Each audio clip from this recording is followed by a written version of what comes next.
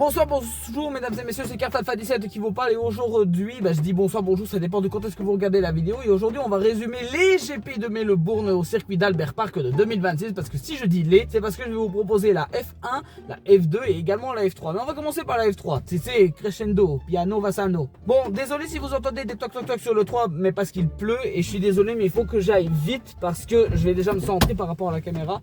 Je suis désolé mais il faut que j'aille vite parce que j'ai bientôt un rendez-vous, donc c'est le seul moment où j'ai le temps de tourner, de pouvoir monter juste après et pouvoir sortir la vidéo.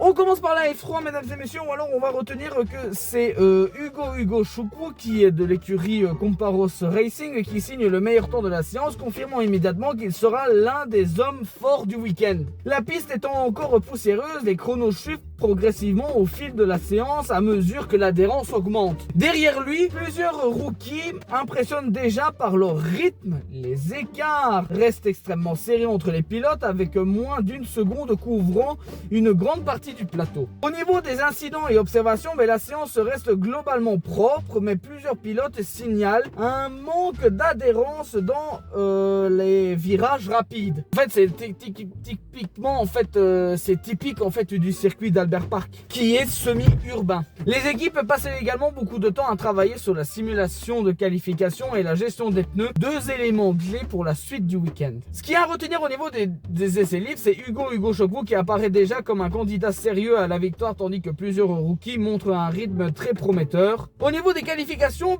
du vendredi, au niveau du top 5, on a Théophile Naël de Comparos Racing avec 1 minute 34 et 187 centièmes. Ensuite, en deuxième place, on a Hugo Choukou de Comparos Racing également avec 21 centièmes d'écart avec le premier, et Freddy Slater en troisième position de l'écurie Trident. Les moments marquants, la séance de qualification est extrêmement serrée. À 8 minutes de la fin, près de 17 pilotes se tiennent au moins d'une seconde. Donc en gros, c'était une course quand même assez waouh à retenir. Début de saison qui est quand même assez marqué pour la Formule 3. Preuve du niveau très homogène du plateau de cette saison. Dans les derniers instants, Théophile Naël réalise un tour parfait et arrache la pole position pour seulement 21 millièmes de seconde, donc 0,21 centième, devant son coéquipier Hugo Choukou. Cette performance permet également à Comparos Racing de réaliser une doublée en première ligne, en une première pour l'équipe de Formule 3. Grâce au système de grille inversé, Bruno Del Pino, qualifié 12e, héritera de la pole position pour le sprint race du samedi. Au niveau des commentaires des pilotes, Théophile dit que c'était incroyable de commencer la saison avec une pole position. La voiture était fantastique aujourd'hui et les équipes ont fait un travail parfait. Hugo Choukou à son tour lui dit qu'on est très rapide depuis le début du week-end. La pole nous échappe pour très peu, mais la course reste longue. Freddy Slater lui dit que être dans le top 3 pour la première qualification de la saison, c'est très positif. À retenir, Campos domine la qualification tandis que la grille inversée promet une sprint race très ouverte. Au niveau de la course du week-end, au niveau du sprint race de samedi, on a en premier Bruno Del Pino, on a ensuite en deuxième Enzo Delini, et en troisième on a Brando Badoer. Déroulement de la course, grâce à la grille inversée, Bruno Del Pino part depuis la pole position de la grille du sprint race. L'Espagnol réalise un excellent départ et conserve la tête dès les premiers virages, et derrière lui la bataille fait rage dans le peloton avec plusieurs dépassements agressifs dans les premiers tours. La course va toutefois basculer lors d'un gros accident impliquant deux pilotes Prema qui provoque un drapeau rouge, et les dégâts sur les barrières étant trop importants, la direction de course décide d'arrêter définitivement l'épreuve. C'est moins bien au final le début 26 pour la F3, moins bien. Le sprint race ne reprend donc pas, et du coup le classement est donc figé. Au niveau des résultats, Van Amersfoort Racing réalise un double spectaculaire avec Del Pino et Delini. Et au niveau de la course de dimanche, on a un résultat. On a en premier, on a Hugo Choukou, en deuxième on a Freddy Slater, et ensuite on a Taito Kato en troisième position. Pénalité, Théophile Naël termine troisième sur la piste mais reçoit 5 secondes de pénalité pour faux départ, ce qui le fait chuter à la 12e place. Départ et premier tour, au niveau de ça, au départ de la course principale, Naël conserve la tête tandis que Freddy Slater dépasse Hugo Choukou au premier virage, mais dès le deuxième tour, Hugo Choukou reprend l'avantage sur Slater grâce à une manœuvre dans le secteur rapide et se lance immédiatement à la poursuite de son coéquipier. Les moments clés de la course, après quelques tours, Hugo Choukou dépasse Naël et prend la tête de la course. Le pilote américain imprime alors un rythme très rapide et construit un écart plus de 7 secondes sur ses poursuivants. Et au niveau de la fin de la course, on a un incident qui provoque en gros l'intervention de la safety car en fin d'épreuve, donc safety ending. La course ne redémarre pas et se termine sous neutralisation. Hugo Choukou remporte ainsi sa première victoire en Formule 3 avant Freddy Slater et Taito Kato. Au niveau des commentaires des pilotes, on a Hugo Choukou qui lui, je suis heureux de ma première victoire en Formule 3 et l'équipe a fait un travail incroyable tout le week-end. Slater, lui, qui dit qu'on a eu une bataille avec Hugo qui était...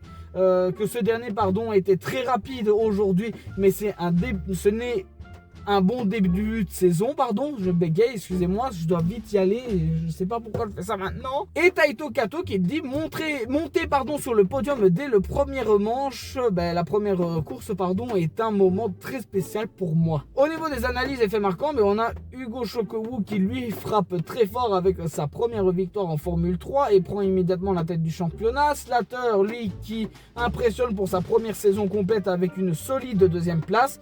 Van Amersfoort Racing qui brille avec une victoire et un doublé lors du sprint race. Plusieurs rookies rapides comme Slater, Kato ou Gladys. Ça doit être un polonais parce que S et Z, je sais pas comment le prononcer, c'est Gladys, montrent déjà qu'ils seront des candidats réguliers au podium. La saison 2026 commence avec une grille extrêmement serrée, laissant partager un championnat très disputé. En gros, en résumé final, pour les essais libres, on a Hugo Choukou qui signe le meilleur temps et confirme sa grande forme. Les qualifications, Théophile Naël décroche la pole position devant son coéquipier Hugo Choukou. On a au niveau de la sprint race, victoire de Bruno Delpino dans une course arrêtée par drapeau rouge. Et on a en feature race, on a Hugo Choukou qui domine et remporte sa première victoire en championnat. Et les faits marquants, pénalité pour Naël qui lui a fait chuter jusqu'à la 12e place.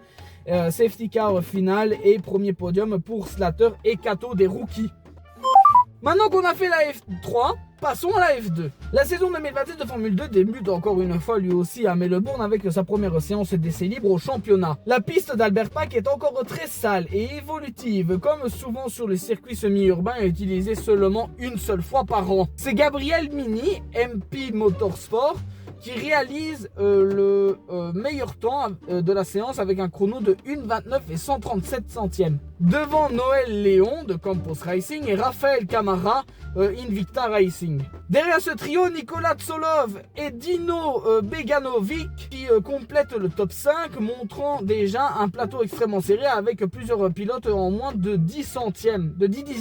Incident et observation, la séance est marquée par un incident majeur impliquant Colton Herta qui fait ses débuts en Formule 2 ce week-end. L'Américain part à la faute et termine dans les barrières provoquant une interruption de la séance. Plusieurs pilotes signalent également un manque d'adhérence dans les virages rapides, notamment dans le secteur final. À retenir au niveau des essais libres, c'est Mini qui frappe fort dès la première séance, tandis que Campos et Invicta montrent déjà un excellent rythme. Au niveau des qualifications, on a Dino Beganovic en première place, on a Martinus Stenorn en deuxième place et on a Alex Dune en troisième place. Moment marquant, la séance de qualification est extrêmement serrée et se joue dans les derniers instants. Dino Beganovic qui réalise un tour exceptionnel dans la phase finale et décroche la première pole position de la saison pour Dams.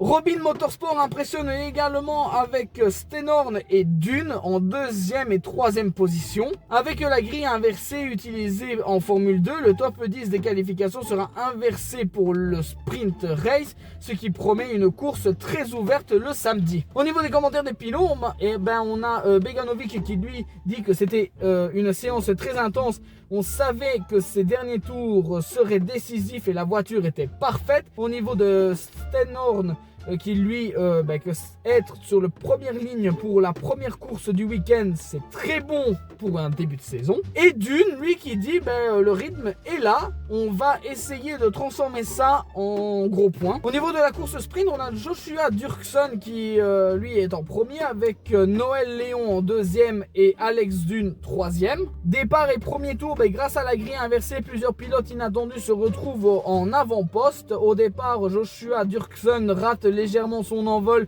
et chute à la troisième place, mais le pilote paraguayen réagit immédiatement avec 2 dépassements spectaculaires dans les premiers tours. Moment clé, Dirksen qui réalise notamment un dépassement audacieux sur le virage 9 qui lui permet de prendre la tête de la course. Une fois devant, il impose un rythme très solide et contrôle parfaitement l'écart jusqu'à l'arrivée. Au niveau de la fin de course, derrière lui, la lutte pour le podium reste intense jusqu'au dernier tour. Initialement troisième pour la piste, Martinus Steenhorst reçoit une pénalité qui permet à Alex Dune d'être promu sur le podium. Résultat, Dirksen remporte la première victoire de la saison en Formule 2. Au niveau de la feature race du dimanche, on a en premier Nicolas Tsolov avec en deuxième position, on a Rafael Camara et en troisième Lorenz Van Open. Départ et premier tour, la course principale du week-end débute avec Beganovic en pole position, mais dès le premier tour, la lutte pour la tête devient très intense. Dans le peloton, un incident majeur survient lorsque Alex Dune entre en collision avec son coéquipier Martinus Steenhorst, provoquant l'abandon des 2 pilotes. Stratégie et moment clé. Comme souvent en Formule 2, la stratégie d'arrêt au stand joue un rôle clé. Après les arrêts obligatoires, Nicolas Tsolov parvient à prendre la tête de la course et commence à creuser l'écart sur ses poursuivants. Au niveau de la fin de course, le pilote bulgare contrôle parfaitement la situation et franchit la ligne d'arrivée en vainqueur. Cette victoire est historique. Tsolov devient le premier pilote bulgare à remporter une course de Formule 2 et derrière lui, Rafael Camara et Lorenz Van Open complètent le podium. Au niveau des commentaires des pilotes, on a Tsolov qui dit que c'est probablement la plus grande victoire de ma carrière jusqu'ici. L'équipe a fait un travail incroyable.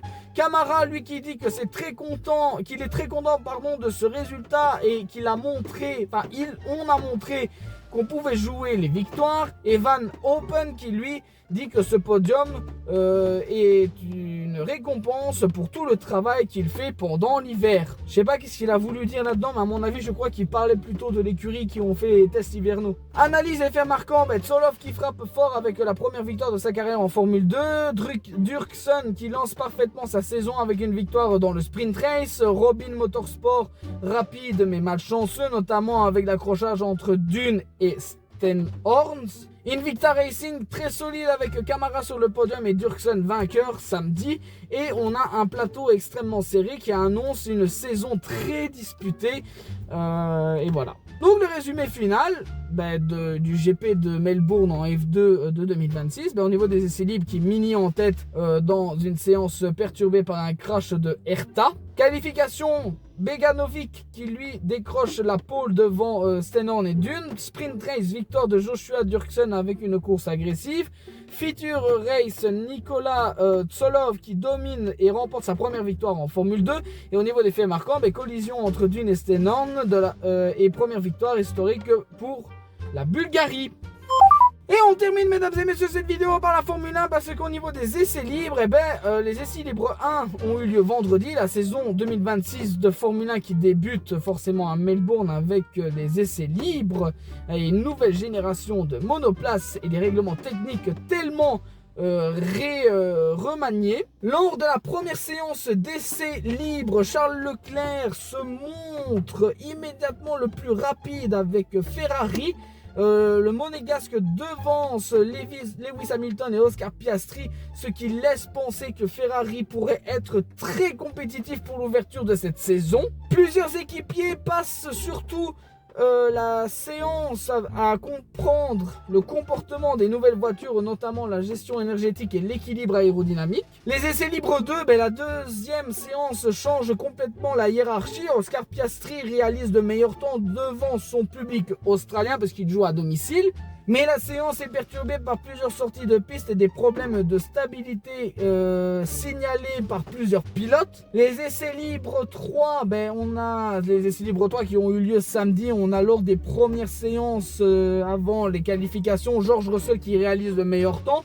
Mercedes qui semble avoir trouvé un très bon équilibre sur la voiture et s'annonce déjà comme un sérieux prétendant à la pole position. À retenir du coup que Ferrari est très rapide en début du week-end. Mercedes monte en puissance et plusieurs équipes sont encore en phase d'adaptation avec les nouvelles voitures. Au niveau des qualifications samedi, on a en premier George Russell qui réalise une 1 minute 18 518 centièmes, Kimi Antonelli qui est deuxième et enfin Isaac Hadjar qui finit troisième. Moment marquant, les qualifications sont dominées par Mercedes dans la dernière tentative de la Q3. George Russell qui réalise un tour exceptionnel qui permet de décrocher la pole position avec une avance importante sur ses rivaux. Encore plus impressionnant, on a son coéquipier, le rookie encore, Kimi Antonelli qui se qualifie deuxième. Il a fait son podium, il fait son premier podium en début de saison. Félicitations à lui c'est le GOAT. Offrant à Mercedes une première ligne complète. Ferrari qui reste néanmoins proche avec Leclerc et Hamilton en deuxième ligne. Au niveau des commentaires des pilotes, on a George Russell qui dit la voiture était incroyable aujourd'hui, mais c'est un début de saison parfait pour nous. Antonelli lui qui dit que être en première ligne pour ma première saison complète est un moment incroyable. Et Charles Leclerc qui dit Mercedes est très rapide mais la course était très longue. À retenir du coup que Mercedes frappe fort dès la première qualification de sa saison. Au niveau de la course de dimanche, au niveau du départ, Charles Leclerc réalise un excellent envol et prend la tête de la course dès le premier virage, dépassant Russell malgré la pole position du pilote Mercedes. Ferrari semble alors parfaitement lancé pour viser la victoire, mais la course va rapidement devenir très chaotique. Incident avant même le départ, le drame intervient pour le héros local, évidemment, Oscar Piastri lors du tour de formation qui perd le contrôle de sa McLaren et termine dans le mur, abandonnant avant même le départ de la course. Le public australien est évidemment déçu de cet abandon prématuré. Début de course très agité, les premiers tours sont marqués par plusieurs incidents dans le peloton et intervention de la Virtual Safety Car. Ces neutralisations vont jouer un rôle clé dans la stratégie des équipes. Ferrari décide de rester en piste avec Leclerc et Hamilton, tandis que Mercedes choisit de rentrer au stand et cette décision stratégique va finalement coûter très cher à Ferrari. Petite parenthèse, mais GG à Colapinto qui a esquivé une voiture des suites de l'incident du feu de démarrage. Franchement, GG à lui, franchement, faut le faire. On aurait dit une Isaac Hadjar en Formule 2. Et d'ailleurs, en parlant de Isaac Hadjar, il a voulu dépasser Valtteri Bottas, mais il n'a pas eu assez de puissance. Donc, j'ai vu les vidéos passer sur internet, ça m'a fait gaulerie. Ça m'a fait très gaulerie. Le tournant de la course, après les arrêts au stand, George Russell reprend la tête de la course suivi de son coéquipier Antonelli. La stratégie de Mercedes fonctionne parfaitement et les deux voitures reprennent progressivement le contrôle de la course. Ferrari tente de réagir mais ne parvient pas à revenir sur Mercedes. Et au niveau de la fin de la course, c'est dans les derniers tours que Russell contrôle parfaitement l'écart. Il franchit les lignes d'arrivée en vainqueur du Grand Prix d'Australie. Résultat, George Russell en premier, Antonelli deuxième et Charles Leclerc en troisième. Commentaire des pilotes, c'est une début de saison incroyable. L'équipe a fait un travail fantastique. Dit Russell, Antonelli qui suit en disant finir deuxième pour ma première course complète, c'était un rêve. Et donc du coup voilà, il signe très bien Antonelli. Franchement il est bon. Et Charles Leclerc lui qui dit que nous avions le rythme pour gagner, mais la stratégie n'a pas tourné en notre faveur. Ça sent pas très bon. Au niveau des analyses et faits marquants, mesdames et messieurs, on a le doublé Russell-Antonelli qui marque le retour de Mercedes au sommet de la Formule 1. Antonelli qui impressionne car le rookie italien signe un podium dès sa première course complète. Ferrari proche mais battu. Leclerc et Hamilton avaient le rythme mais la stratégie n'a pas été optimale. Et un week-end catastrophique pour Piastri qui est le pilote australien qui abandonne même avant le départ devant son public.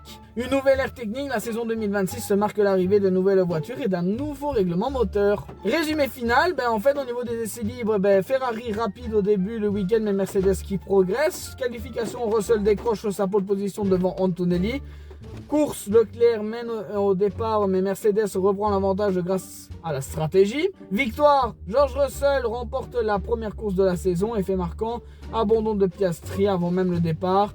et un doublé pour Mercedes au niveau du podium final. Voilà mesdames et messieurs, c'était les résumés de Melbourne en F3, F2, F1. Désolé, ça va souvent être déjà comme ça parce que j'ai déjà du mal à retenir des textes, à retenir déjà tout court. Les études c'était pas facile et c'est même un miracle que j'ai obtenu. Enfin, il a fallu que je fasse des cours pour avoir mon métier que j'ai maintenant en dehors de YouTube, mais bon, ça vous regarde pas de toute façon, donc voilà, j'ai pas de compte à vous rendre. Moi je partage ma passion, je regarde un petit peu tout ce qu'il y a sur les articles et j'en prends note et je rédige une narration. Voilà, rien que ça à faire.